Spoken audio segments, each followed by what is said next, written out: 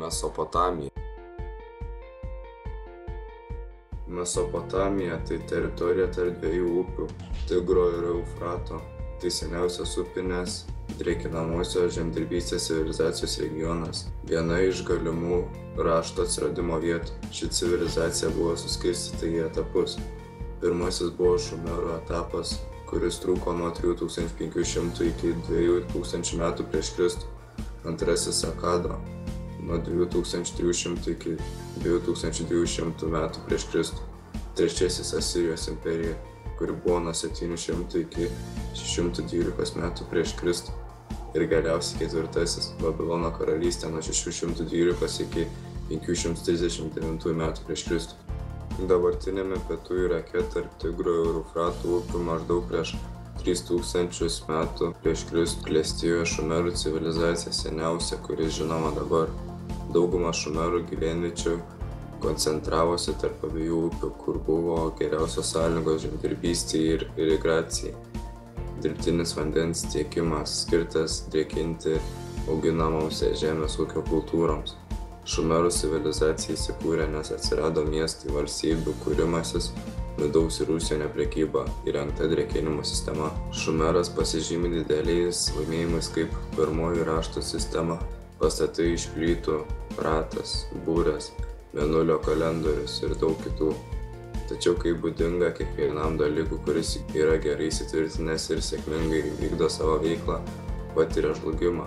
Šumerų civilizacija žlugo, nes įsigalėjo svetimšaliai, buvo užgrobta valdžia, vyko ilga sausra ir badas bei susiskaldė į mažas valstybes. Maždaug 2000 metų prieš Kristus ši civilizacija išnyko. Po Šumerų įsikūrė Akado civilizacija. Tai teritorija, kuri buvo tarp Tigro ir Eufrato upių, į šiaurę nuo Šumerų. Apie 2300 metų prieš Kristų įsiviešpatavo šiaurinėje semitiška tauta Akadai.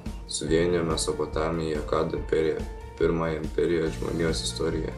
Jis susikūrė dėl palankių aplinkos sąlygų, buvo vykdoma drėkinimo sistema, požymiai panašus kaip ir Šumerų civilizacijos.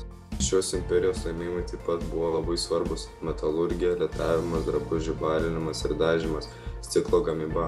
Didžiausią kultūros dalį perėmė iš Šumerų. Imperijoje padėtis pradėjo blogėti, kuomet priešams pavyko pažeisti drėkinimo kanalų sistemą, nes tuomet kilo badas. Prasidėjo valdžios nesutarimai su žyniais. Nepaisant to, Akadai turėjo gintis iš visų pusių dėl pastovių puldinėjimų, bet didžiausią grėsmę kėlė Gutijų gentis, kurios buvo nusitaikiusios į drėkinimuosius kanalus. Tuo pačiu metu valstybėje vienu metu sukilo miestai. Imperijos sienas apgulė išorės priešai. Imperija atsidūrė ant subyrėjimo slenksčio. Pasinaudoję suirutę, Gutijai įsitvirtino Mesopotamijoje ir pradėjo aktyviai reikštis valstybės vidaus politikoje. Kelis šimtus metų artimuose rytuose viešpatavo Asirija. Asirai karinga tauta.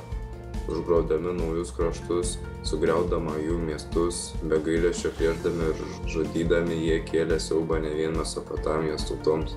Sukūrė taranus, tai specialūs renginiai sienoms griauti, taip pat svaidymo mašinas, mokėjo įsirengti stovyklas su įsitvirtinimais, nutiesti tiltus. Asirija žlugo, nes užpuolė babiloniečių ir medų kariuomenę 612 metais prieš Kristų.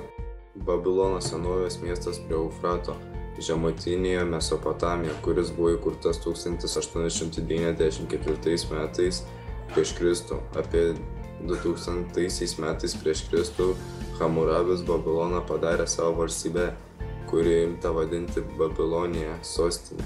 Babilonas buvo dievo Marduko kulto centras. Mardukas tai babiloniečių dievybė, perkūno dievas.